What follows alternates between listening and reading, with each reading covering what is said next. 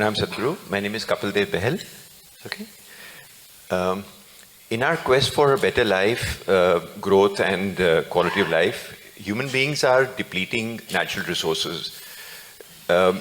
We hear of younger generation blaming this generation for dwindling the planet of ecology, environment.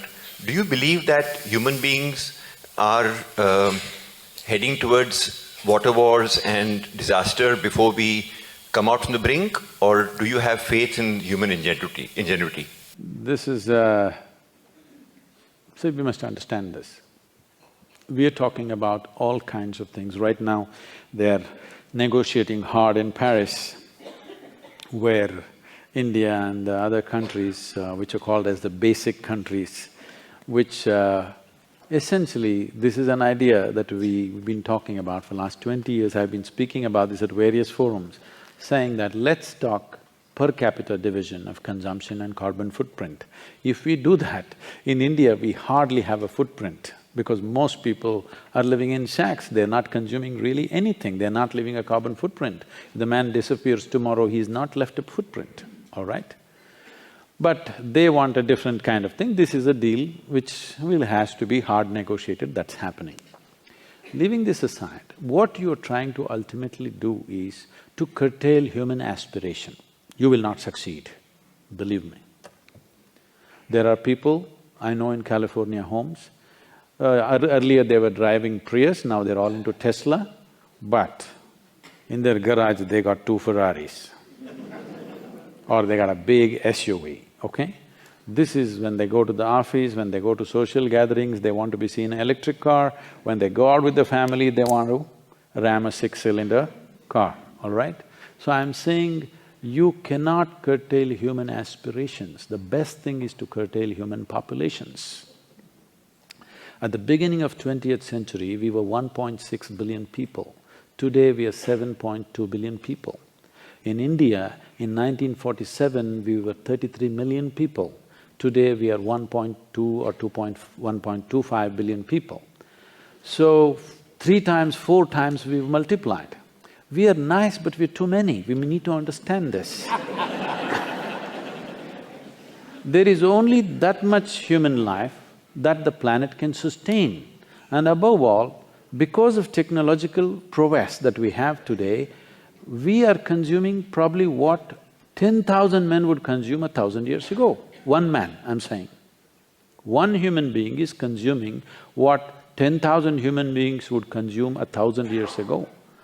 So when this is the case, the simplest thing is we must project or plan for a less population in the future.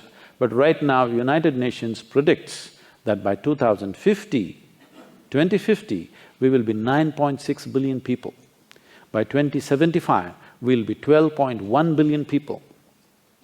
I want you to just imagine your life on this planet. You and me may not be here, but if this projection becomes a reality, our children and their children do what you want, they cannot live well. But anyway, if we do not consciously control this, nature will do it to us in a cruel way. It's not that we will be allowed to simply spawn like this, something will happen, all right?